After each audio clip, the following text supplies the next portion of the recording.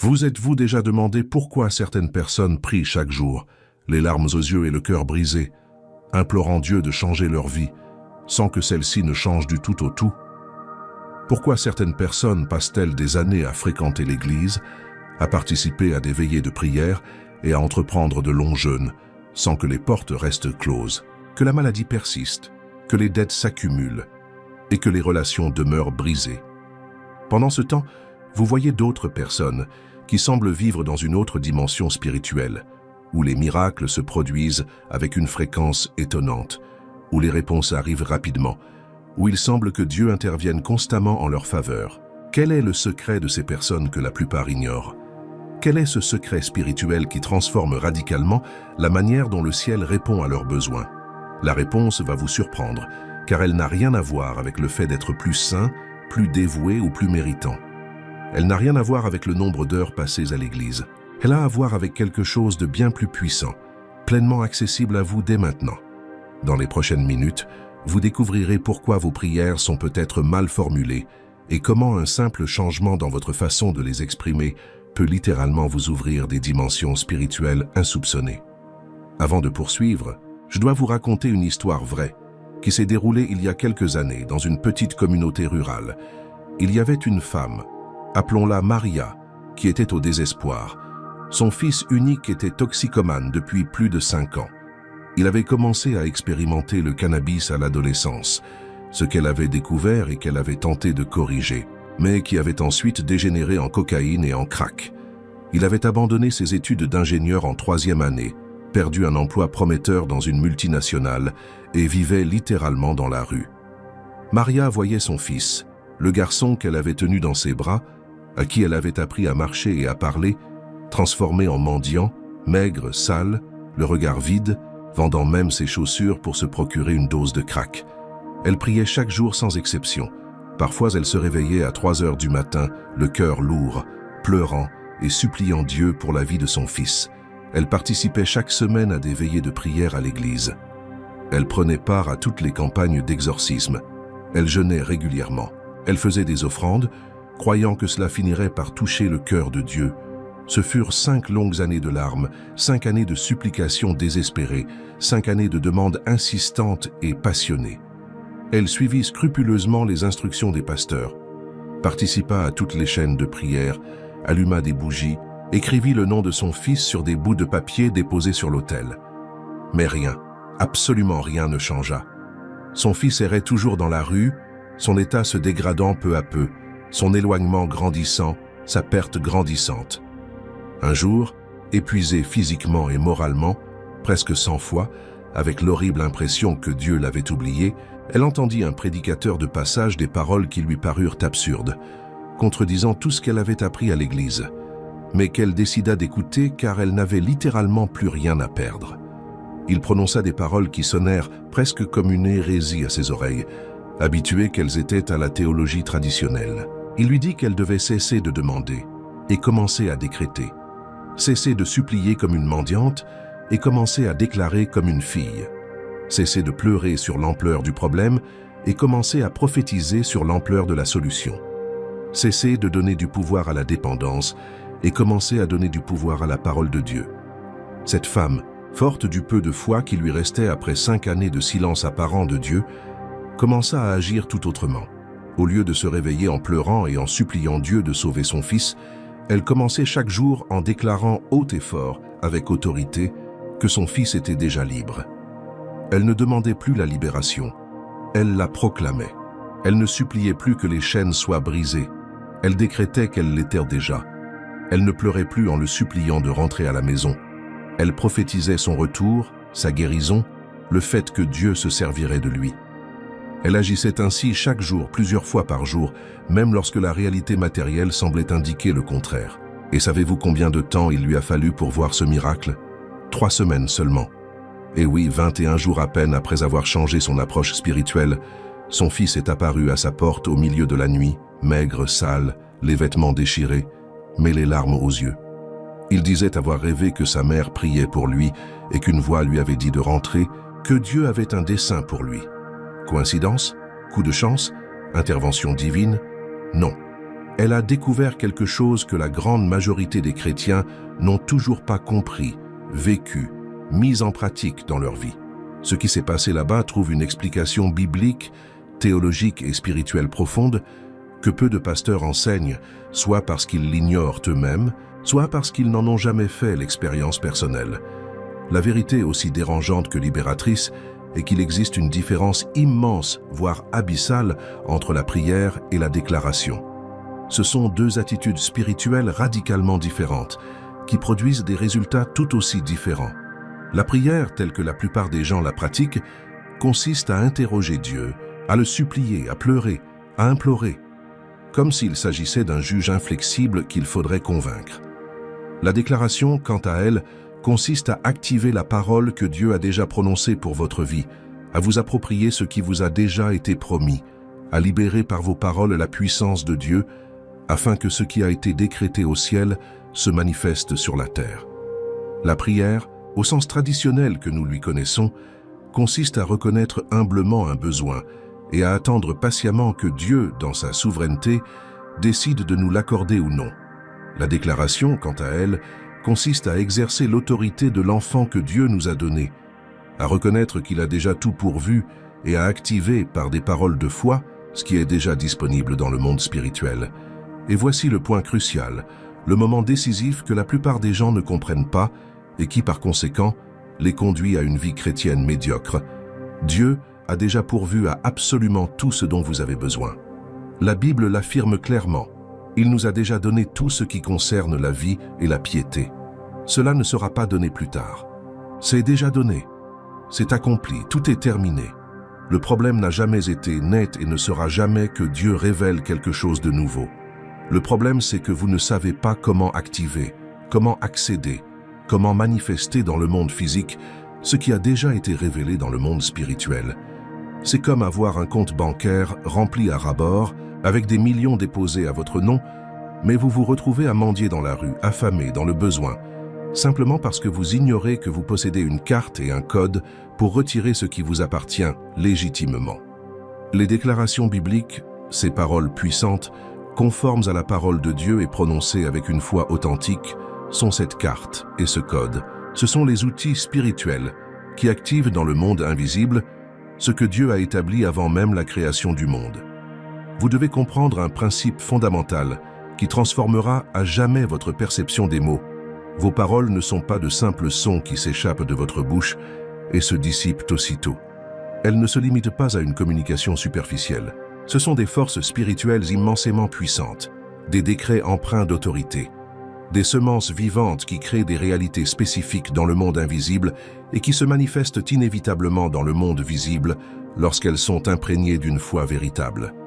La Bible regorge d'exemples limpides à ce sujet, mais je vais vous présenter 3 cas précis qui vous ouvriront définitivement les yeux sur cette vérité transformatrice. Imaginez Moïse face à la mer Rouge, dans cette situation désespérée. Derrière lui, la plus puissante armée égyptienne du monde connue approchait à toute vitesse, prête à massacrer le peuple d'Israël. Des centaines de milliers de soldats entraînés, des chevaux, des chars de guerre, tous venus pour anéantir la population. Devant lui, une mer immense et profonde, apparemment infranchissable. À sa droite et à sa gauche, des montagnes infranchissables. Aucune issue apparente. Un piège parfait. Le peuple, désespéré, hurlait, pris de panique.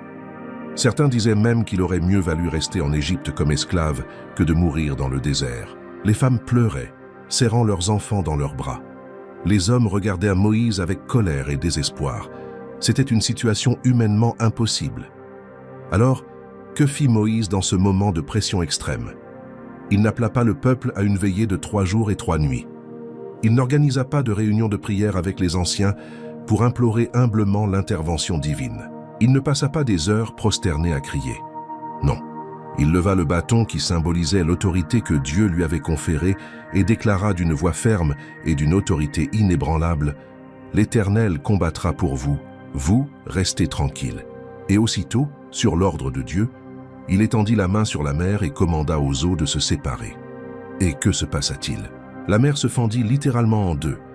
Des milliards de litres d'eau se séparèrent, créant un passage à sec, Des murs d'eau restèrent suspendus de part et d'autre, défiant toutes les lois de la physique. Ce ne fut pas après de longues prières suppliantes, ni après de longues larmes. Ce fut après une déclaration empreinte d'une foi inébranlable et d'une autorité divine. Moïse ne demanda pas humblement à Dieu d'ouvrir la mer. Il exerça l'autorité que Dieu lui avait conférée et ordonna à la mer de s'ouvrir, ayant une confiance absolue que Dieu honorerait sa déclaration. Et Dieu l'exauça. Le peuple d'Israël traversa à pied sec, et lorsque l'armée égyptienne tenta de les suivre, les eaux revinrent et les engloutirent. Cette déclaration de Moïse changea le cours de toute l'histoire de la nation d'Israël. Imaginez maintenant Josué dans une autre situation désespérée. Il était au cœur d'une bataille absolument cruciale pour la conquête de la terre promise, une bataille qui allait décider du sort de toute la nation. Mais le soleil se couchait rapidement, la nuit tombait, et cela signifiait que ses ennemis auraient l'immense avantage de l'obscurité pour réorganiser leurs forces, attaquer par surprise, ou tout simplement s'enfuir pour se regrouper et revenir plus forts. La victoire était proche, mais le temps pressait. Les soldats se battaient de toutes leurs forces, mais ils savaient tous qu'au coucher du soleil, ils devraient cesser le combat. Que fit Josué dans ce moment de tension extrême? Il n'interrompit pas le combat pour prier, implorant humblement Dieu de prolonger miraculeusement la journée dans sa souveraineté. Non. Josué, au milieu du champ de bataille, entouré de soldats combattants, au milieu du fracas des épées, dans l'air saturé d'odeurs de sueur et de sang, leva les yeux au ciel et déclara devant tout le peuple d'Israël, devant tous ses soldats, avec une autorité qui dut en laisser plus d'un sans voix. « Soleil, arrête-toi sur Gabaon, et toi, lune, sur la vallée d'Ajalon. » Il donna un ordre direct au soleil et à la lune. Il ne consulta pas Dieu. Il commanda aux astres. Et la Bible rapporte qu'il n'y eut jamais de jour semblable, ni avant ni après, où le Seigneur ait obéi à la voix d'un homme. Le soleil s'immobilisa littéralement au milieu du ciel et ne se coucha pas pendant près d'une journée entière. Relisez ce passage et laissez-vous imprégner par cette vérité. Josué donna un ordre direct au soleil, et Dieu honora cette déclaration d'une manière telle qu'il accomplit l'impossible. Le soleil s'arrêta dans le ciel, défiant toutes les lois de la nature. Astronomes et scientifiques sont encore fascinés par ce récit. Mais c'est pourtant vrai. Et c'est parce qu'un homme a compris la puissance d'une déclaration empreinte de foi. Et l'exemple le plus frappant, le plus impressionnant de tous, Jésus-Christ, le Fils de Dieu se tenant devant le tombeau de Lazare dans une situation qui, selon les critères humains et naturels, était désespérée. Lazare n'était pas mort quelques heures auparavant. Il n'était pas mort la veille. Il était mort et enterré depuis 4 jours. D'après les connaissances médicales de l'époque, et d'aujourd'hui encore, le corps était déjà dans un état de décomposition avancé. Les bactéries avaient déjà commencé leur œuvre de dégradation. L'odeur de mort s'était déjà dégagée. Marthe, la sœur de Lazare, avait même explicitement mis en garde Jésus contre l'insupportable puanteur qui devait émaner du corps. C'était une situation totalement, complètement, absolument désespérée, selon les critères humains, médicaux et naturels. Et que fit Jésus? Il ne passa pas des heures en prière fervente au Père, lui demandant humblement de ressusciter Lazare. Il n'organisa pas de veillée, il ne jeûna pas. Il se rendit simplement au tombeau, touché par la douleur de Marie et Marthe, mais confiant dans la puissance qui était en lui. Il remercia le Père d'avoir déjà entendu sa prière précédente, démontrant ainsi que le lien était déjà établi. Puis il fit quelque chose qui dut stupéfier tous les présents. Il ordonna que la pierre soit enlevée du tombeau et, d'une voix d'une autorité suprême, avec la puissance du Verbe incarné, il déclara, il commanda, il décréta « Lazare, sort !» Ce n'était pas une requête, c'était un ordre. Et un homme, cliniquement mort depuis 4 jours, son corps en décomposition, sortit du tombeau, encore enveloppé dans ses bandelettes funéraires. Les personnes présentes durent être sous le choc. Certains s'évanouirent, probablement. D'autres tombèrent à genoux, en adoration. Mais tous comprirent une chose. Ils venaient d'être témoins de la puissance de la parole prononcée avec une autorité divine. Jésus n'a pas demandé, il a ordonné. Il n'a pas supplié, il a décrété. Il a utilisé des paroles empreintes d'une foi absolue et d'une puissance divine. Et l'impossible s'est produit sous les yeux de dizaines de témoins. Commencez-vous à percevoir le schéma clair qui se dessine? Moïse avant la mer, Josué avant le soleil, Jésus avant la mort. Tous, sans exception, connaissaient un profond secret spirituel qui a transformé non seulement leur vie, mais aussi l'histoire du peuple de Dieu. Ils connaissaient, comprenaient et mettaient en pratique le principe selon lequel les paroles parfaitement conformes à la volonté révélée de Dieu, prononcées avec une foi inébranlable et une autorité consciente, ne sont pas de simples sons qui s'évanouissent dans le néant. Ce sont des actions spirituelles concrètes, ce sont des décrets qui ont un poids dans le monde invisible, ce sont des forces qui influencent, meuvent et transforment le monde spirituel et qui se manifestent inévitablement dans le monde physique et visible. Et voici ce qui transformera littéralement votre vie si vous le comprenez et l'appliquez vraiment. Ce pouvoir extraordinaire ne leur était pas exclusif. Ce n'était pas un privilège réservé à Moïse, à Josué ou à Jésus. Jésus a été explicite, clair et direct lorsqu'il a dit que les œuvres qu'il a accomplies, nous qui croyons en lui les accomplirions aussi, et même de plus grandes, car il allait auprès du Père. Le même pouvoir dont disposait Moïse pour séparer la mer, Josué pour arrêter le soleil, et Jésus pour ressusciter les morts, est pleinement, totalement et intégralement accessible à vous aujourd'hui, en ce moment même. Mais la triste réalité est que l'immense majorité des gens, la majorité des chrétiens sincères et dévoués, ne font jamais l'expérience de ce pouvoir transformateur, car ils restent prisonniers d'un cycle où ils ne font que demander, supplier, pleurer sur leurs problèmes, sans jamais exercer consciemment l'autorité immense que Dieu a donnée à chacun de ses enfants par le nom de Jésus. C'est précisément pourquoi je vais partager avec vous maintenant, avec toute la prudence et la responsabilité que je dois, 10 affirmations bibliques incroyablement puissantes qui, prononcées avec une foi sincère et une constance quotidienne, ont le pouvoir avéré de transformer complètement votre réalité dans tous les domaines. Il ne s'agit pas de formules magiques vides de sens. Ce ne sont pas des mantras New Age déguisés. Ce n'est pas un jeu superficiel de mots positifs. Il s'agit d'apprendre à aligner consciemment vos paroles sur la parole éternelle de Dieu et à activer des promesses spécifiques qui ont déjà été établies, décrétées et scellées pour vous depuis avant la création du monde. Mais avant de commencer par la première déclaration, j'ai besoin que vous fassiez quelque chose d'important avec moi. Si vous êtes vraiment prêt à voir des changements profonds dans votre vie, si vous êtes sincèrement las de vivre au même niveau spirituel médiocre, année après année, je vous invite à déclarer avec moi à voix haute. Ne vous contentez pas de lire mentalement, ne vous contentez pas d'écouter passivement.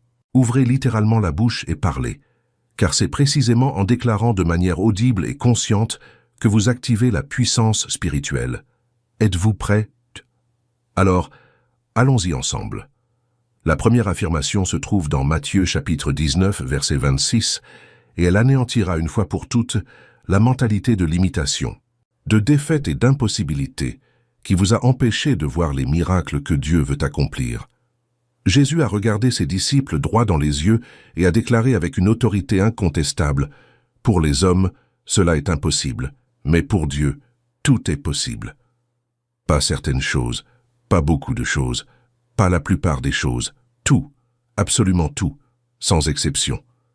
Maintenant, je vous invite à vous arrêter un instant, à respirer profondément et à réfléchir honnêtement à la situation qui vous semble absolument impossible en ce moment.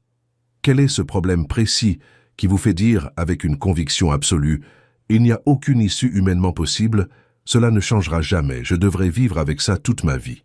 Votre situation financière est peut-être catastrophique. Vous contemplez la montagne de dettes qui semble insurmontable, les factures qui s'accumulent mois après mois, votre réputation entachée auprès de tous les organismes de crédit, votre maigre salaire qui couvre à peine la moitié de vos dépenses essentielles, et vous pensez avec un désespoir absolu qu'il est mathématiquement impossible de sortir de ce gouffre sans fond. Les chiffres ne collent tout simplement pas. L'équation est implacable. Il n'y a pas de solution miracle. Vous avez refait les calculs 1000 fois. Vous avez essayé de réduire vos dépenses. Vous avez cumulé 2 voire 3 emplois. Mais la dette ne fait que croître car les intérêts sont supérieurs à votre capacité de remboursement. Il se peut que votre santé se détériore. Après des examens coûteux, des médecins spécialistes ont déjà établi un diagnostic technique complet, vous informant d'un ton professionnel et distant qu'il n'existe aucun remède connu. que vous devrez apprendre à vivre avec cette maladie chronique, cette douleur constante, cette limitation physique pour le restant de vos jours. Ils vous ont prescrit des médicaments palliatifs, des traitements qui ne font que contrôler les symptômes, sans véritable espoir de guérison. Vous avez déjà consulté plusieurs médecins pour obtenir un deuxième, un troisième, voire un quatrième avis, mais tous vous disent la même chose. C'est incurable. Vous devrez l'accepter et apprendre à vivre avec. Votre famille pourrait être complètement détruite. Un mariage en ruine, où le dialogue et le respect ont disparu, où chaque conversation dégénère en conflit, où vous vous évitez du regard, où l'amour semble mort depuis longtemps, et où le divorce apparaît comme la seule issue logique. Des enfants qui ont pris leur distance, rompu tout contact, qui ne répondent plus à vos appels, qui vous ont bloqué sur les réseaux sociaux, qui ont déménagé pour vous fuir. Des relations si brisées, si blessées, si empreintes d'un ressentiment si profond qu'elles paraissent irrémédiablement perdues.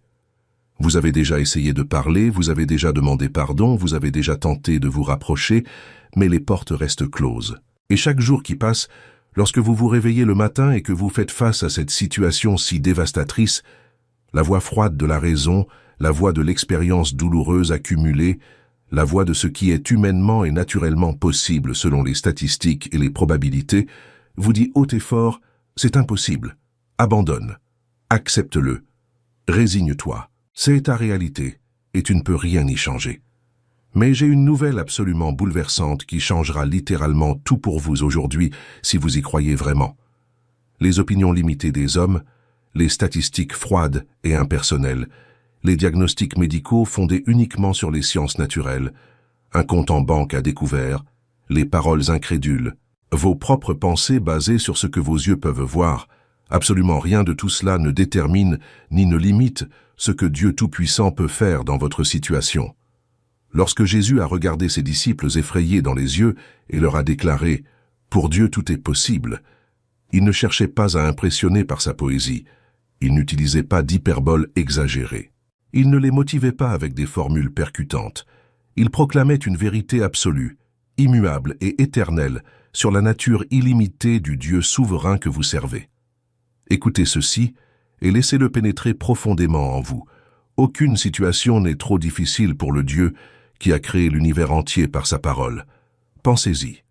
Il a parlé, et des milliards de galaxies sont apparues. Il a ordonné, et les étoiles se sont illuminées.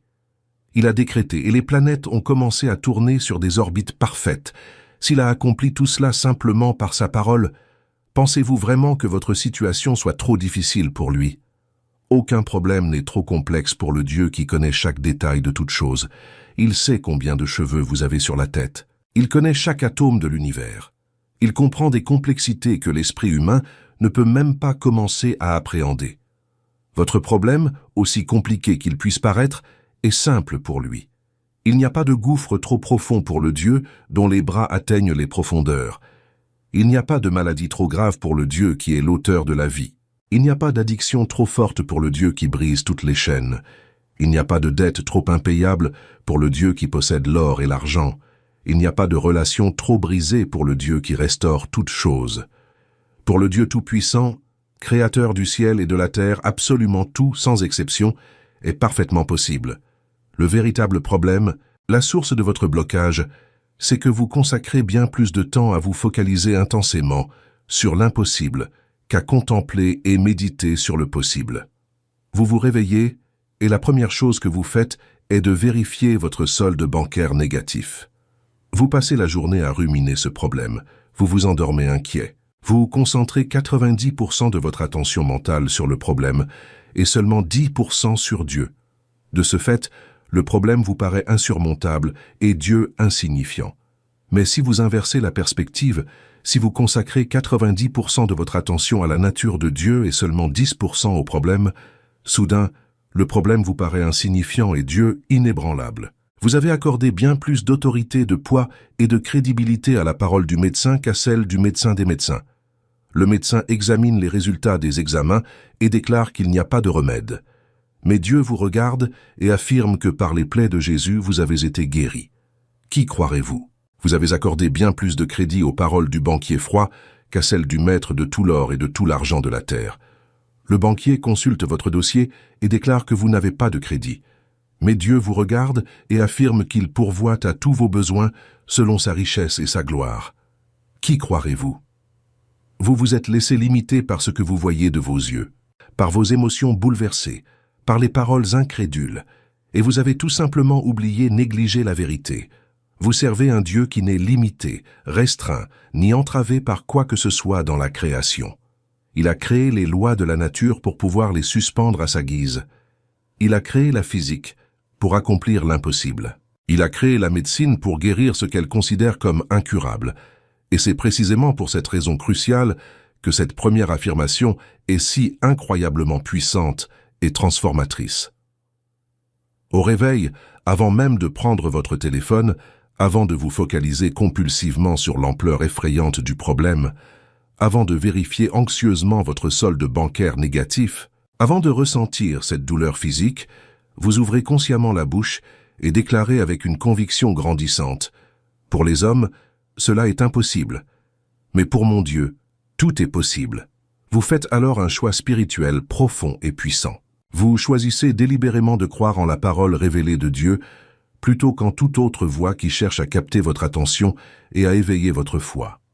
Vous déplacez consciemment votre attention des limites humaines dévastatrices vers la puissance absolument illimitée de Dieu.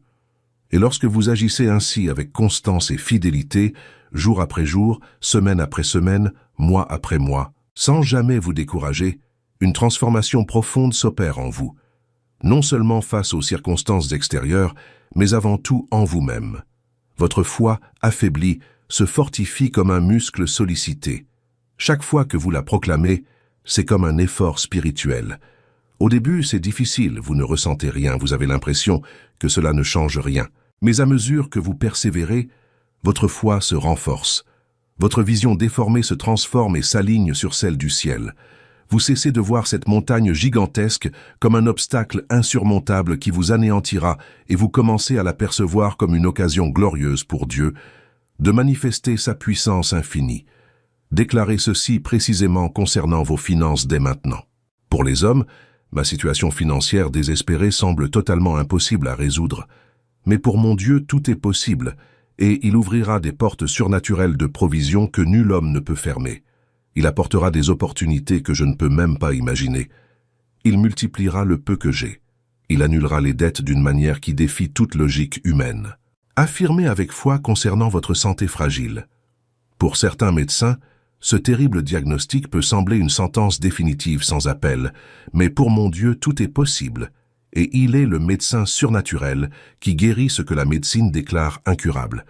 Il est le créateur de mon corps, et il peut réparer ce qui est brisé, régénérer ce qui est endommagé et guérir ce qui est malade.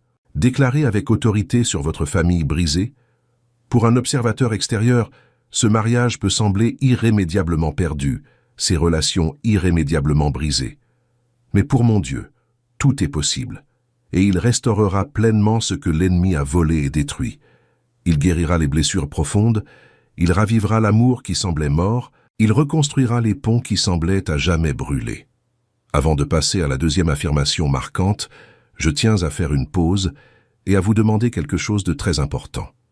Si cette vidéo vous parle profondément, si vous ressentez sincèrement que Dieu vous parle directement à travers ces mots, si quelque chose en vous s'éveille, quelque chose qui sommeillait depuis longtemps, je vous invite à cliquer sur « J'aime » dès maintenant. Ne continuez pas à regarder sans l'avoir fait, car en cliquant sur « J'aime », vous ne faites pas que favoriser l'algorithme de YouTube. Vous prenez position, vous affirmez « Je crois en ce message, je vais l'appliquer à ma vie ». Et si vous n'êtes pas encore abonné à cette chaîne, je vous invite à vous abonner dès maintenant et à activer les notifications. Je sais que Dieu a encore beaucoup de messages transformateurs à vous transmettre à travers cette chaîne et je ne veux surtout pas que vous manquiez les prochaines vidéos qui pourraient être précisément le message prophétique dont vous avez besoin au bon moment de votre vie. D'accord. Passons maintenant à la deuxième affirmation transformatrice.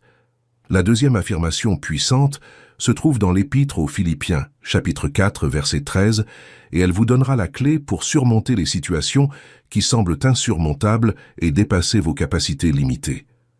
L'apôtre Paul, écrivant depuis une prison romaine froide et sombre, les poignets enchaînés, sous la surveillance constante de gardes armés, mais l'esprit libre et plein de foi a écrit ces paroles immortelles qui ont transformé des vies pendant 2000 ans. Je peux tout par celui qui me fortifie.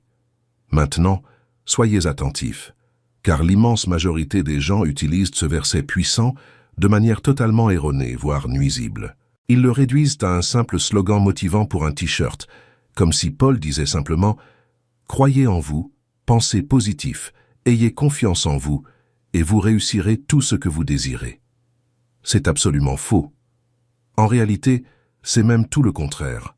Ce que Paul affirme avec une clarté limpide, c'est « Moi, Paul, je ne peux absolument rien faire, pas même les choses les plus simples, avec mes propres forces humaines limitées, mes propres capacités restreintes, mon intelligence finie, mais je peux littéralement tout faire, sans exception, sans limite, lorsque le Christ me fortifie surnaturellement par son esprit qui vit en moi.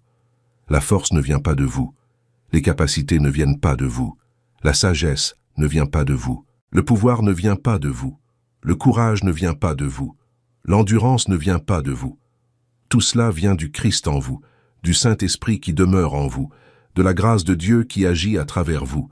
Et c'est une vérité absolument libératrice, car cela signifie que vous n'avez pas besoin d'être suffisamment fort par vous-même, que vous n'avez pas besoin d'être naturellement doué, que vous n'avez pas besoin d'être suffisamment préparé techniquement, que vous n'avez pas besoin de posséder toutes les qualifications exigées par le monde. Vous avez seulement besoin d'être vitalement et constamment connecté à celui qui est tout-puissant, omniscient et omniprésent. Imaginez Paul lorsqu'il a écrit ces lignes. Il était en prison, enchaîné, sans liberté de mouvement, sans ressources, sans le moindre confort.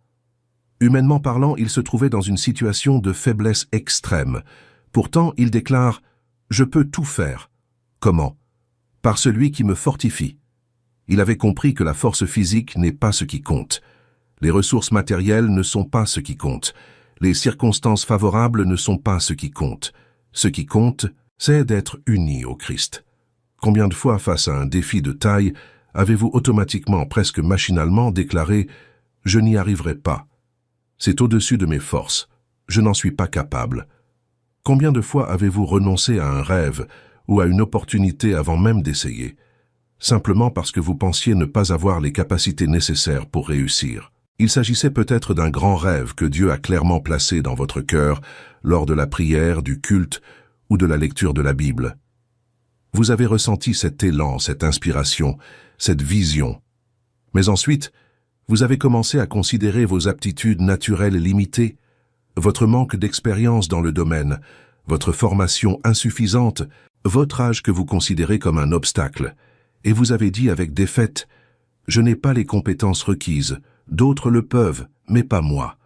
Je n'ai pas de diplôme, je n'ai pas d'argent, je n'ai pas de relations, je n'ai pas d'expérience. » Il peut s'agir d'une situation professionnelle exigeant un courage dont vous doutez sincèrement être capable. Cette conversation difficile avec votre supérieur, cette présentation importante, ce projet ambitieux qu'on vous a proposé, mais que vous hésitez à accepter par peur de l'échec. Il peut aussi s'agir d'une tentation précise et puissante, trop forte, trop séduisante, trop persistante pour que vous puissiez y résister seul. Vous y avez succombé tant de fois que vous ne les comptez plus.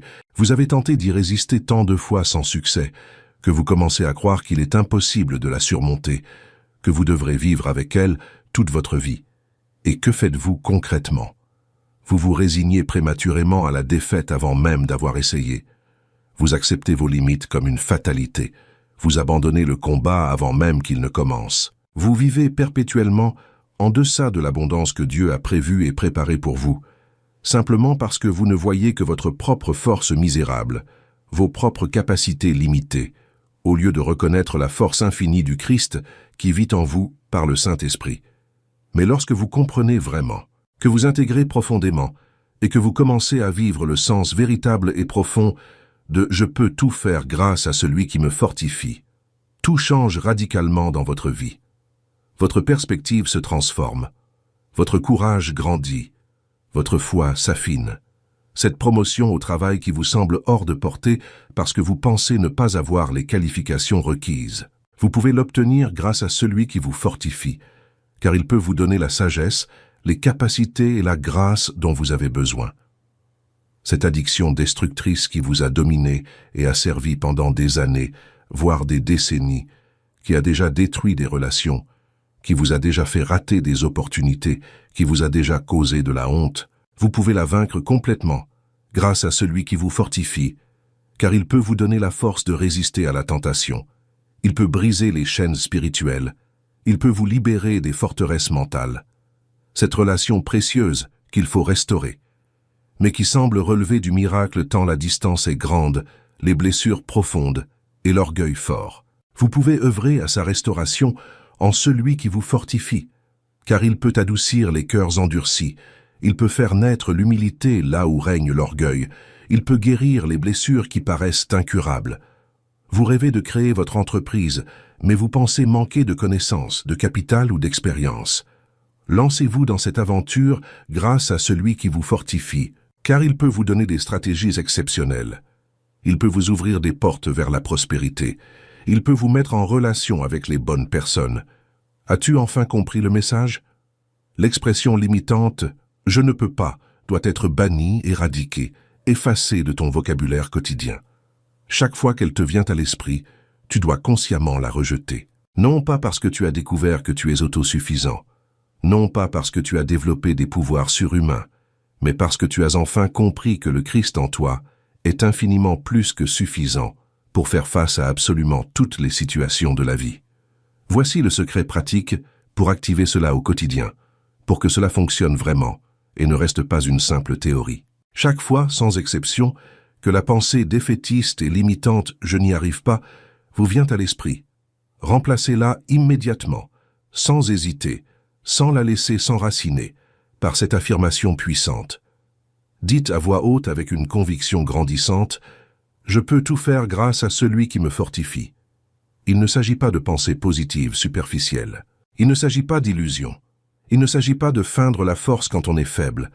Il s'agit d'une foi biblique active.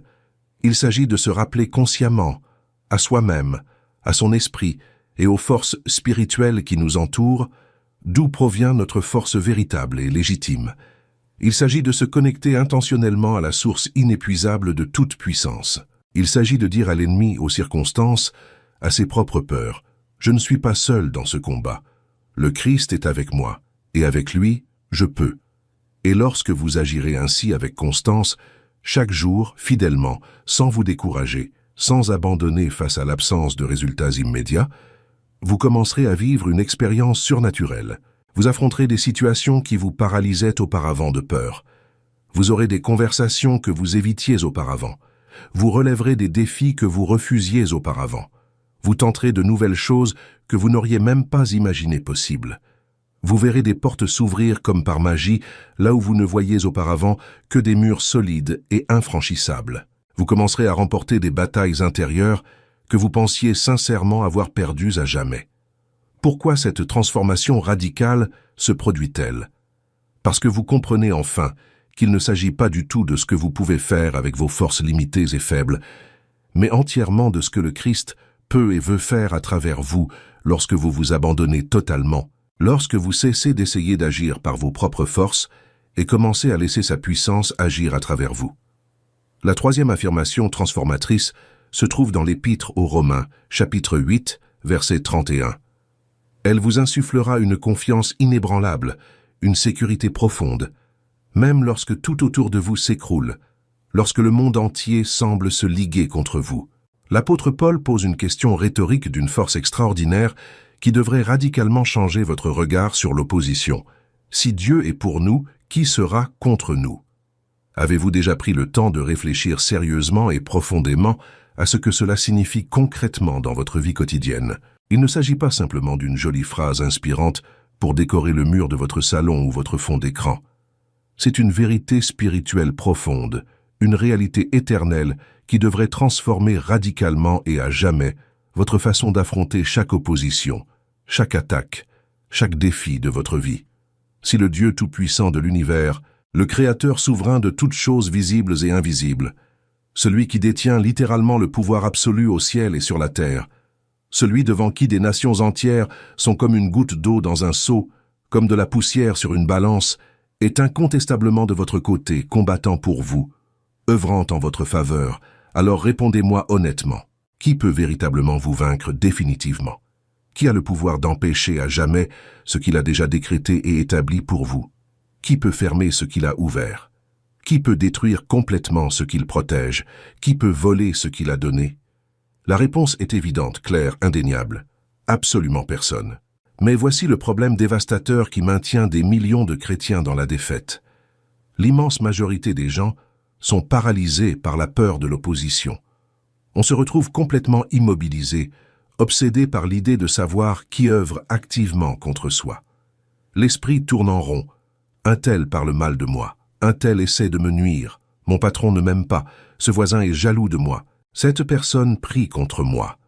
Vous passez des nuits blanches à vous inquiéter de vos ennemis déclarés, des envieux qui souhaitent votre échec, des circonstances hostiles qui semblent conspirer contre tous vos projets et vos rêves. Vous accordez tellement d'importance mentale et émotionnelle à l'opposition, vous vous focalisez tellement sur elle, vous la craignez tellement, vous lui donnez tellement d'importance que vous en oubliez complètement qui est véritablement de votre côté. Vous accordez une attention bien plus craintive à ceux qui s'opposent à vous qu'à ceux qui vous sont pleinement favorables.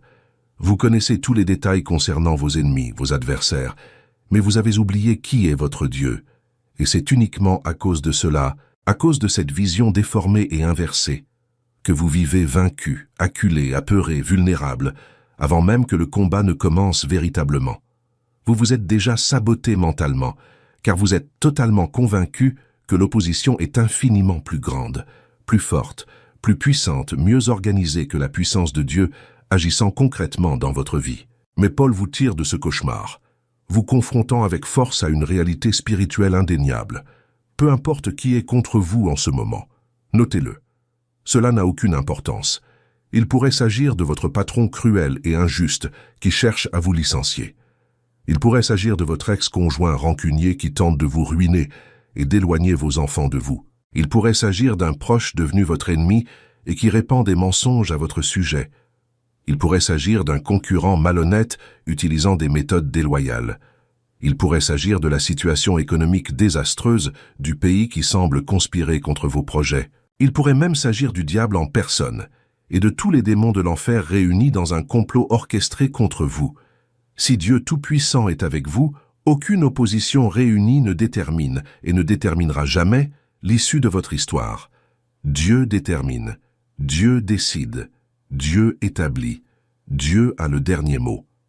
Et ce même Dieu a déjà solennellement décrété, éternellement établi et scellé à jamais, que vous êtes plus que vainqueur par celui qui vous a aimé. Il a déjà garanti qu'aucune arme forgée contre vous ne prospérera. Il a déjà promis que toute chose concourt au bien de ceux qui l'aiment. Le problème n'a jamais été la force de l'opposition.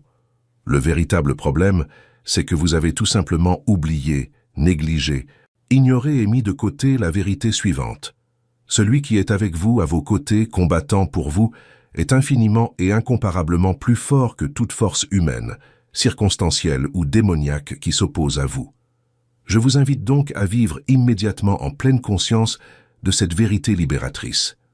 Lorsque l'on parle mal de vous dans votre dos, en répandant rumeurs et mensonges, lorsqu'on tente activement de vous saboter au travail ou dans vos affaires, lorsque vous avez l'impression que le monde entier est contre vous et vos rêves, que personne ne croit en vous, que tout le monde souhaite votre échec, au lieu de paniquer et de vous laisser consumer par la rage et la soif de vengeance, au lieu de sombrer dans la dépression et le découragement, au lieu de vous défendre désespérément avec vos forces limitées et vos paroles faibles, arrêtez-vous simplement, respirez profondément, apaisez votre cœur et déclarez avec l'autorité d'un enfant « Si Dieu est pour moi, qui peut être réellement contre moi?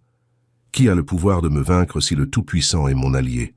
Et vous le déclarez non avec arrogance ni présomption, mais avec la confiance tranquille et inébranlable de celui qui sait avec une certitude absolue, fondée sur la parole, que ce combat n'est pas votre responsabilité, mais celle du Seigneur.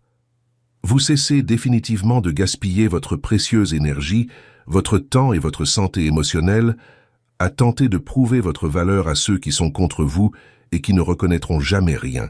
et vous trouvez la paix intérieure dans la glorieuse certitude que Dieu a déjà prouvé son amour inconditionnel et éternel pour vous en offrant son Fils unique en sacrifice sur la croix. S'il a accompli le plus grand des sacrifices, s'il a donné pour vous ce qu'il avait de plus précieux, combien plus ne fera-t-il pas pour vous maintenant? S'il n'a pas épargné son Fils bien-aimé, s'il a été capable de livrer Jésus à la mort pour vous, comment pourrait-il ne pas vous donner généreusement avec lui tout ce dont vous avez besoin? La logique est limpide. Si Dieu a déjà fait le plus grand sacrifice pour vous, il fera assurément tous les sacrifices, même les plus petits. Cette affirmation puissante vous offre une perspective révolutionnaire sur l'opposition et les attaques. Vous cessez immédiatement de les percevoir comme une menace destructrice et mortelle qui vous anéantira, et commencez à les voir comme une occasion glorieuse, une tribune idéale pour que Dieu démontre publiquement et incontestablement aux yeux de tous qu'il est avec vous. Chaque personne qui tente malicieusement de vous nuire, chaque épreuve qui cherche à vous détruire, chaque attaque frontale contre vous et vos rêves devient une nouvelle tribune, une nouvelle scène préparée, une nouvelle occasion pour Dieu de démontrer avec force que lorsqu'il est indéniablement à vos côtés, absolument rien, aucune force au ciel, sur la terre ou sous la terre ne peut prévaloir contre vous. Affirmez ceci avec une foi grandissante pour toute votre vie aujourd'hui. Affirmez-le plus précisément concernant votre travail. Si Dieu est avec moi dans ce travail, qui peut être contre moi? Mon patron ne m'apprécie peut-être pas, mais Dieu me protège. Affirmez-le concernant votre famille. Si Dieu est avec ma famille, qui peut être contre nous? L'ennemi peut attaquer, mais il ne l'emportera pas. Affirmez-le concernant vos rêves. Si Dieu est avec mes rêves, qui peut être contre nous? On peut douter, mais Dieu confirmera. Affirmez-le concernant votre santé. Si Dieu est avec ma santé, qui peut être contre nous? La maladie peut tenter de me vaincre, mais Dieu est mon guérisseur. La quatrième déclaration libératrice se trouve dans Isaïe, chapitre 54, verset 17. Elle agit comme un puissant bouclier spirituel impénétrable qui vous protégera efficacement lors d'attaques intenses venant de toutes parts. Dieu déclare solennellement par la bouche du prophète « Aucune arme forgée contre toi ne prévaudra, et tu confondras toute langue qui t'accuse. Tel est l'héritage des serviteurs de l'Éternel, telle est leur justification de ma part, déclare l'Éternel. » Remarquez-vous ici un point crucial qui change tout. Dieu n'a pas naïvement promis qu'aucune arme ne serait forgée contre vous. Relisez bien. Il n'a pas dit que vous ne seriez jamais attaqué. Il n'a pas fait de fausses promesses. Vous ne seriez jamais attaqué de votre vivant. Il n'a pas prétendu à tort que les personnes mal intentionnées ne chercheraient pas à vous nuire, que l'ennemi ne comploterait pas contre vous. Ce qu'il Jude a solennellement promis, ce qu'il Jude garantit pour l'éternité, ce qu'il Jude établit comme un décret immuable, c'est que, même lorsque des armes sont soigneusement forgées dans l'ombre, même lorsque des attaques fusent de toutes parts, même lorsque des complots secrets se trament contre vous à votre insu, absolument rien de tout cela ne prévaudra. Les armes peuvent être forgées. Elles le sont. Elles sont bien réelles. L'ennemi est à l'œuvre. Des personnes mal intentionnées complotent. Mais écoutez ceci. Elles n'ont tout simplement aucun pouvoir réel, aucune autorité légitime, ni la capacité effective de vous détruire. Car Dieu a placé autour de vous une protection surnaturelle, un rempart, un bouclier impénétrable qu'aucune force humaine ou démoniaque ne peut pénétrer, percer ni vaincre. Comprenez-vous vraiment la différence cruciale entre être attaqué et être détruit? Beaucoup confondent les deux. Nombreux sont ceux qui perdent la foi, s'effondrent spirituellement et sombrent dans une profonde dépression face aux attaques imminentes. Ils pensent à tort. Si Dieu m'aime vraiment, s'il se soucie vraiment de moi, s'il est vraiment souverain, pourquoi a-t-il permis que je sois attaqué ainsi? Pourquoi ne l'a-t-il pas empêché? C'est uniquement à cause de cette pensée erronée, fondée sur une théologie superficielle et immature, qu'ils se sentent complètement abandonnés de Dieu, remettent profondément en question sa fidélité, doutent sérieusement de son amour, et sombrent dans un désespoir spirituel destructeur qui les éloigne parfois même de l'Église. Mais ce que vous devez absolument comprendre une fois pour toutes, et gravé profondément dans votre cœur, c'est que les épreuves sont absolument inévitables dans cette vie. Ce n'est pas du pessimisme, c'est du réalisme biblique. La Bible l'affirme clairement à plusieurs reprises. Dans le monde, vous aurez des épreuves. Jésus n'a jamais promis une vie facile, sans difficulté. Il n'a pas dit que le suivre serait aisé, paisible et sans problème. Au contraire, il a mis en garde contre les épreuves. Il a dit que dans le monde, nous aurions des épreuves, des persécutions, de l'opposition. Mais il a ajouté cette précision essentielle. Prenez courage, j'ai vaincu le monde. Il a promis la victoire certaine dans les combats inévitables, et non l'absence de combat. Dieu n'a pas promis que vous ne seriez jamais confrontés à de dures épreuves, que votre foi ne serait jamais mise à l'épreuve, que vous ne traverseriez jamais l'enfer. Il a solennellement promis que, lorsque vous seriez mis à l'épreuve, lorsque vous traverseriez l'enfer, lorsque vous franchiriez les eaux, il serait fidèlement à vos côtés à chaque instant, vous tenant la main, vous soutenant, et qu'aucune épreuve ne serait assez forte, assez intense, assez longue pour vous détruire définitivement, pour vous faire abandonner, pour briser votre foi. Alors, lorsque vous vous réveillez et réalisez qu'une arme est forgée contre vous au travail, un complot visant à vous licencier injustement, des rumeurs destructrices répandues pour ternir votre réputation, un plan ourdi pour vous nuire, lorsque vous découvrez douloureusement que des personnes en qui vous aviez confiance, des personnes que vous avez aidées, des personnes que vous considériez comme des amis, parlent mal de vous dans votre dos, déforment vos propos, inventent des mensonges, lorsque vous ressentez clairement, par discernement spirituel, qu'une attaque spirituelle ciblée et intense tente de détruire votre famille, votre mariage, vos enfants, vos finances. Au lieu de sombrer dans une panique paralysante qui vous empêche de dormir et vous prive de paix, au lieu de désespérer complètement et de penser que tout est perdu, vous vous souvenez consciemment et intentionnellement de cette promesse divine et vous la proclamez. Vous regardez droit dans les yeux cette situation menaçante. Vous regardez cette attaque et vous déclarez avec l'autorité d'un héritier « Aucune arme forgée contre moi ne prévaudra. Elle peut être forgée, elle peut être pointue, elle peut même être tirée, mais elle ne prospérera pas. Elle n'aura pas l'effet escompté. Elle ne me détruira pas. » Vous ne niez pas naïvement l'existence de l'attaque comme s'il s'agissait d'un vœu pieux. Vous ne prétendez pas qu'il n'y a pas d'opposition, ni ne faites l'autruche comme si ignorer le problème le ferait disparaître. Vous déclarez solennellement, en vous appuyant sur la parole de Dieu, que bien que l'attaque soit réelle et existe, elle n'a tout simplement aucun pouvoir, aucune autorité divine pour triompher de vous. Elle peut être soigneusement forgée dans l'ombre, méticuleusement planifiée, dirigée précisément contre vous, voire lancée avec force contre vous, mais elle n'atteindra pas la cible destructrice que l'ennemi visait. Non pas parce que vous êtes trop fort pour être touché, non pas parce que vous êtes trop intelligent pour être trompé, mais uniquement parce que la protection divine de Dieu sur vous, scellée par le sang de Jésus, est absolument impénétrable, inébranlable. Voici un phénomène profondément surnaturel qui se produit dans le monde spirituel.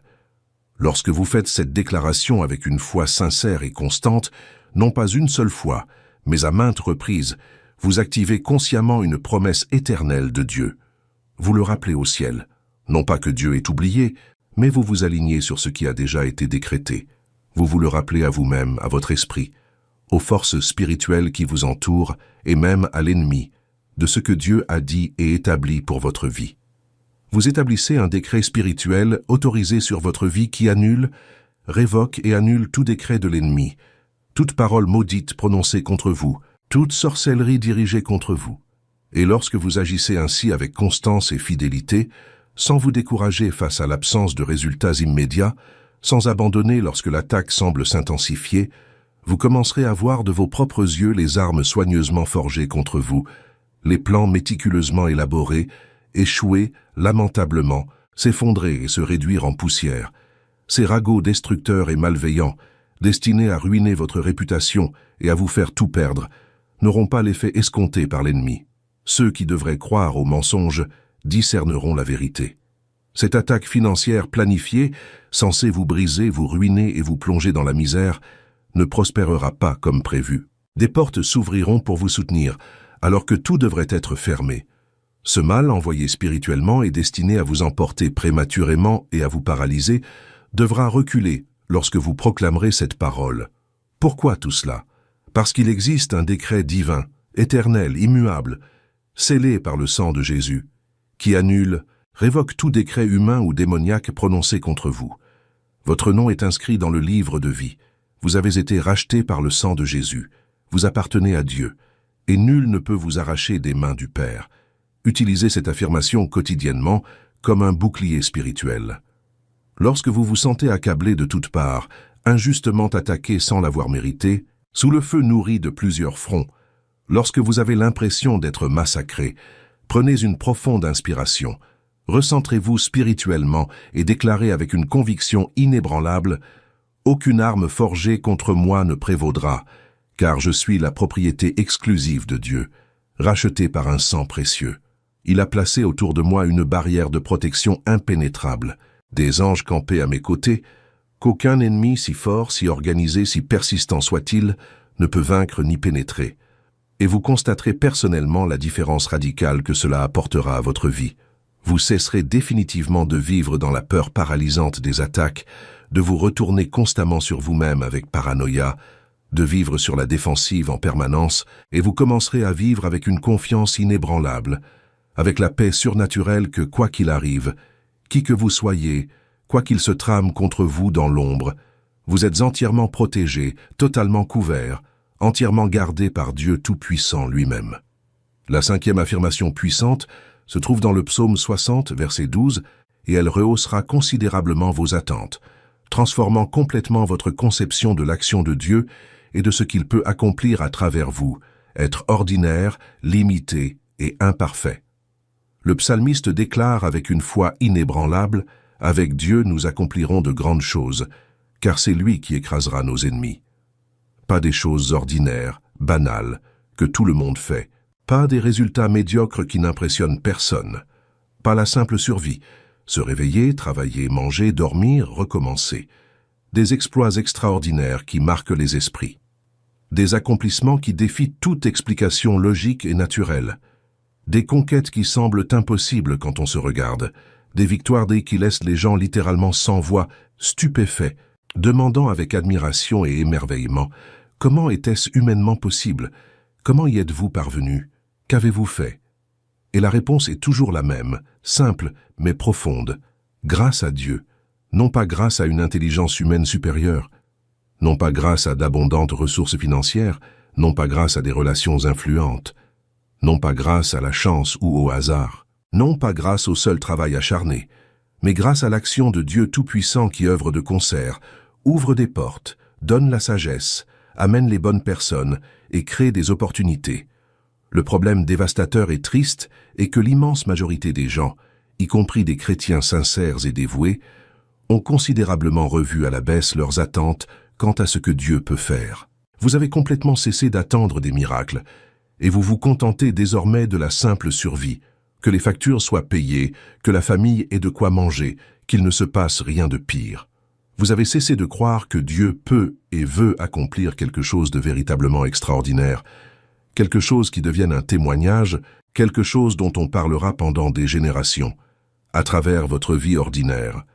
Vous vous êtes résigné, avec mélancolie et fatalisme, à une existence chrétienne médiocre, sans impact, sans histoires à raconter, sans témoignages puissants. Et savez-vous pourquoi cela s'est produit? Parce qu'à un moment donné de votre parcours, probablement sous l'influence de prédications erronées ou d'expériences douloureuses, vous avez été subtilement convaincu par une religion morte et formalisée que les exploits, les miracles extraordinaires, les phénomènes surnaturels sont exclusivement réservés à des personnes spéciales et surointes, aux élus de Dieu. Pour les prédicateurs célèbres qui apparaissent à la télévision, pour les apôtres et les prophètes, à la tête de ministères internationaux, pour ceux qui possèdent une foi immense que vous pensez ne pas avoir, pour ceux qui ont atteint un niveau spirituel élevé et mystique que vous croyez inaccessible, pour ceux qui jeûnent 40 jours, pour ceux qui prient 6 heures par jour, je dois vous le dire avec conviction et avec toute l'autorité de la parole. C'est un mensonge flagrant, odieux et destructeur venu du diable. Les exploits extraordinaires ne sont pas réservés à des personnes exceptionnelles. Ils sont le fait de personnes ordinaires, imparfaites et limitées, qui ont un Dieu tout-puissant, extraordinaire et exceptionnel. Et vous servez le même Dieu que Moïse a servi lorsqu'il a séparé la mer Rouge, le même Dieu que David a servi lorsqu'il a vaincu Goliath, alors qu'il n'était qu'un jeune berger, Le même Dieu que les apôtres ont servi lorsqu'ils ont bouleversé le monde en tant que simples pécheurs sans instruction. Qu'avaient-ils de si différent de vous? Ce n'était pas leur niveau spirituel, ce n'était pas l'absence de péché. Moïse était un meurtrier, David un adultère. Pierre a renié Jésus 3 fois. Qu'avaient-ils en commun? Ils croyaient sincèrement de tout leur cœur qu'avec Dieu, ils accompliraient de grandes choses. Et parce qu'ils y croyaient profondément, ils le proclamaient sans cesse. Et parce qu'ils le proclamaient avec une foi active, ils le mettaient inévitablement en pratique.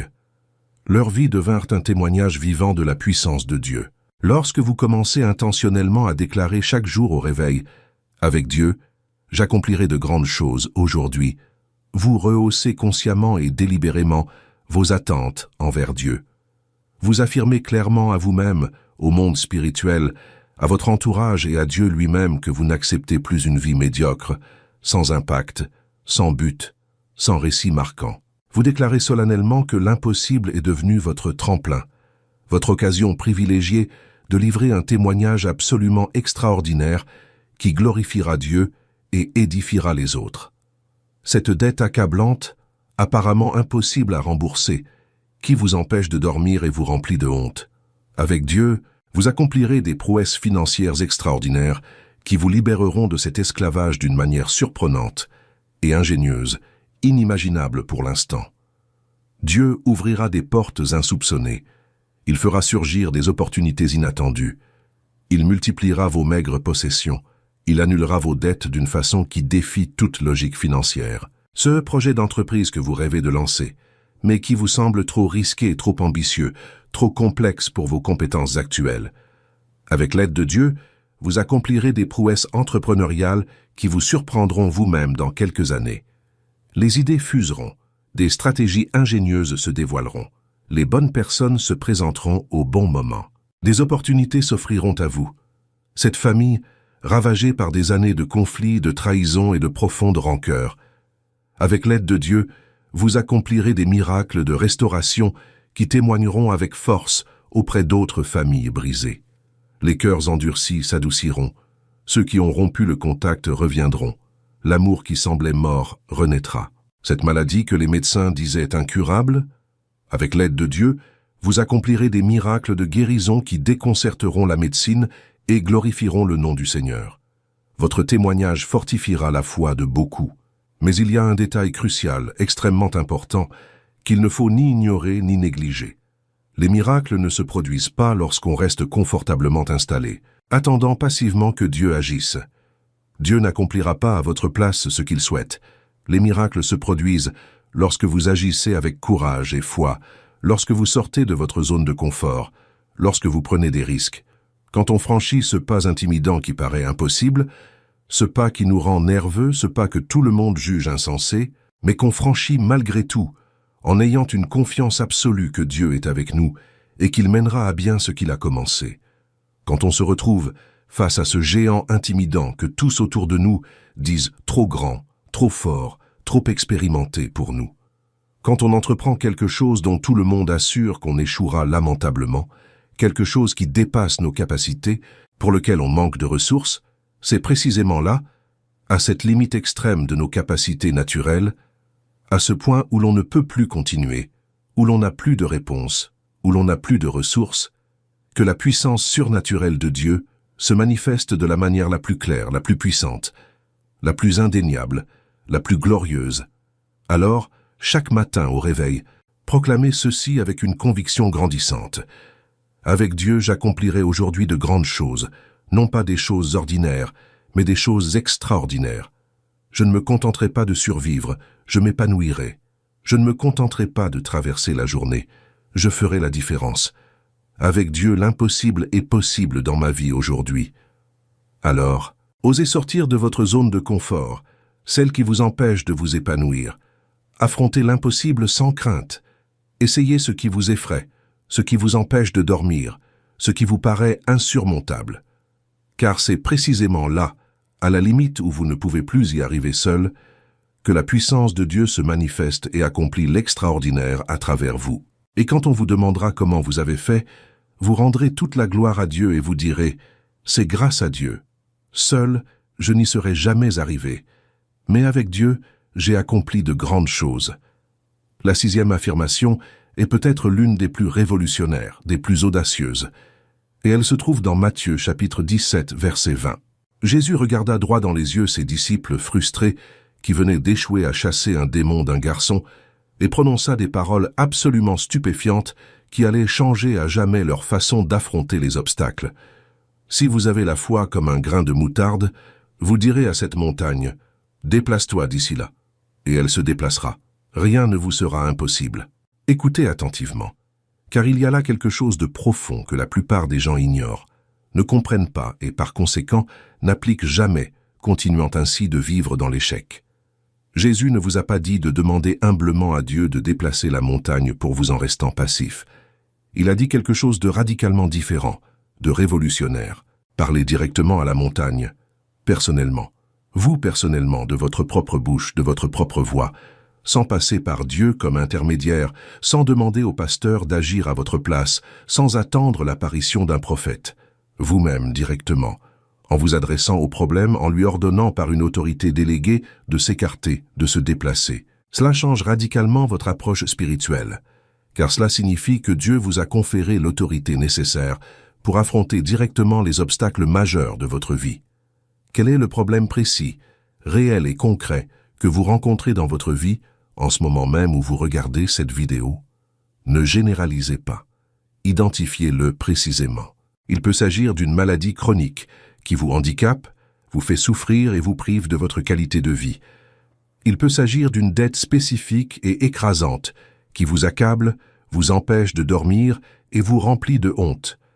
Il peut s'agir d'une addiction destructrice qui vous domine depuis des années et que vous cachez aux autres. Il peut s'agir d'une crise familiale profonde et douloureuse. Il peut s'agir d'un traumatisme passé qui vous paralyse émotionnellement. Il peut s'agir d'anxiété, de dépression ou de troubles paniques.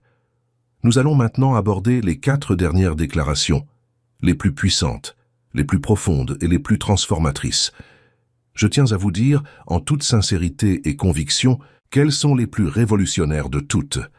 Mais avant cela, avant d'entrer dans le vif du sujet, j'ai besoin que vous fassiez quelque chose d'absolument important pour moi, dès maintenant, quelque chose qui scellera votre engagement envers ce message. Si vous êtes arrivé jusqu'ici dans cette vidéo, si vous avez investi votre précieux temps à la regarder jusqu'à présent, si vous êtes vraiment engagé dans ce voyage transformateur à travers de puissantes déclarations bibliques, si vous sentez que ce message a profondément touché votre cœur, j'ai besoin que vous laissiez un commentaire ci-dessous dès maintenant, sans faute. Écrivez ceci avec vos propres mots. Je choisis de déclarer et non de simplement demander. Je choisis d'exercer mon autorité et non de simplement supplier. Car lorsque vous écrivez, lorsque vous témoignez publiquement et ouvertement de votre décision devant d'autres qui la liront, vous créez un véritable engagement, un pacte avec vous-même et avec Dieu. Je vous invite également à commenter plus précisément laquelle de ces 6 premières déclarations vous a le plus touché jusqu'à présent. Laquelle avez-vous le plus besoin de proclamer dans votre vie en ce moment? Laquelle vous a le plus marqué? Exprimez-vous sincèrement ci-dessous, ouvrez votre cœur. Je souhaite vraiment le savoir, je lirai vos commentaires. Et n'oubliez pas de partager cette vidéo avec une personne de votre entourage, quelqu'un qui, vous en êtes sûr, a désespérément besoin de l'entendre. Il peut s'agir d'un ami proche découragé, d'un membre de votre famille qui traverse une période difficile, d'un être cher qui souffre. Partagez-la maintenant. Ne remettez pas à plus tard, car vous pourriez être l'instrument précis que Dieu utilisera pour changer, transformer la vie de cette personne. Un partage peut sauver quelqu'un de la dépression, du suicide, du désespoir. D'accord? Passons maintenant aux 4 dernières affirmations transformatrices qui complètent cet arsenal spirituel. La 7e affirmation est, à mon avis, la plus convaincante de toutes, après des années d'études et d'application de ces principes. Elle se trouve dans le livre de l'Exode, chapitre 14, verset 14. Dieu déclare par la bouche de Moïse, dans une situation de désespoir absolu, « L'Éternel combattra pour vous. Vous, restez tranquille. » Attendez une seconde. Cela semble contredire complètement tout ce que vous avez appris jusqu'à présent dans cette vidéo, n'est-ce pas? Les 6 autres affirmations insistent clairement et avec force sur le fait que vous utilisez activement votre bouche, que vous parlez, déclarez, décrétez avec une autorité croissante, que vous commandez aux montagnes, que vous chassez les maladies. Et soudain on vous dit de vous taire, de fermer votre bouche? Comment cela peut-il avoir le moindre sens? Cela paraît contradictoire, mais ça ne l'est pas. Permettez-moi de vous expliquer en détail pourquoi cette affirmation pourrait bien être celle qui transformera radicalement votre vie, qui vous apportera plus de paix et de sérénité. Il ne s'agit pas de rester silencieux en permanence, ni de ne jamais parler. Il s'agit de savoir discerner avec sagesse et sensibilité spirituelle quand cesser de lutter seul contre vos propres démons, avec vos forces limitées et impuissantes, et de vous reposer pleinement et profondément dans la glorieuse certitude que Dieu combat puissamment et efficacement pour vous, en coulisses, dans le monde invisible. L'immense majorité des gens, y compris les chrétiens sincères, vivent dans un état d'anxiété constante, chronique et destructrice, essayant de tout résoudre seuls, de tout contrôler, de mener tous les combats en même temps, portant le poids du monde sur leurs épaules. Vous vous réveillez tôt, déjà rongé par l'inquiétude et l'angoisse à l'idée de résoudre cet immense problème qui semble insoluble. Vous passez la journée à courir frénétiquement d'un endroit à l'autre, stressé, tentant de tout gérer, d'éteindre 1000 incendies. Nuit après nuit, vous perdez le sommeil à élaborer des stratégies, à répéter mentalement les conversations difficiles que vous devrez avoir, à essayer de trouver par vous-même, avec vos capacités limitées, comment vous sortir de cette situation impossible. Et savez-vous quel en est le résultat inévitable et prévisible? Vous vous retrouvez physiquement épuisé, vous souffrez d'un stress émotionnel chronique, vous tombez malade, hypertension, gastrite, insomnie, anxiété.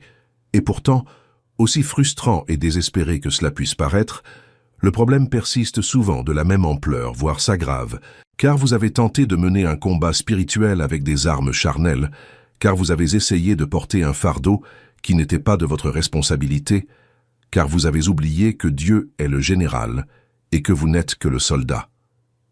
Le Seigneur combattra pour vous et vous restez tranquille. Et cela signifie profondément et concrètement qu'il existe des moments cruciaux et précis dans la vie où la meilleure chose à faire, la plus sage, la plus spirituelle, est tout simplement de cesser d'essayer. Cessez de vous acharner à tout résoudre seul. Cessez de vouloir contrôler chaque détail de manière obsessionnelle.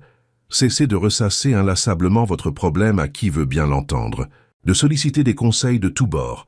Cessez de vous défendre frénétiquement contre les accusations. Cessez de chercher à prouver votre valeur à des personnes qui ne la reconnaîtront jamais. Et reposez-vous simplement profondément et paisiblement dans la confiance absolue et inébranlable que Dieu est souverain, qu'il combat puissamment pour vous en coulisses afin que vous ne le voyiez pas. Alors, lorsque vous êtes au cœur d'une bataille qui vous paraît insurmontable, lorsque vous êtes épuisé, à force d'essayer de la résoudre seul, lorsque vous sentez que vous avez atteint vos limites, déclarez « Le Seigneur combattra pour moi et je me reposerai. Je n'ai pas besoin de toutes les réponses. Je n'ai pas besoin de tout résoudre aujourd'hui. Je fais confiance à Dieu. Il est aux commandes et il combattra pour moi. » Et vous sentirez la paix de Dieu inonder votre cœur. Maintenant, j'ai besoin de votre aide. Si cette vidéo vous a touché, merci de la liker. Abonnez-vous à la chaîne et activez les notifications. Et surtout, laissez un commentaire pour nous dire quelle affirmation vous a le plus marqué. Écrivez. Je choisis de déclarer et non de simplement demander. Partagez cette vidéo avec quelqu'un qui a besoin d'entendre ce message. Vous pourriez être l'instrument dont Dieu se sert pour changer une vie. Si vous avez fait cette déclaration avec moi, quelque chose a changé dans votre vie. Persévérez. Continuez à la déclarer, car je vous le promets, vous verrez des miracles. Notez ces déclarations. Répétez-les chaque jour. Et préparez-vous, car Dieu est sur le point d'accomplir quelque chose d'extraordinaire dans votre vie. Que Dieu vous bénisse abondamment, et à bientôt pour une nouvelle vidéo.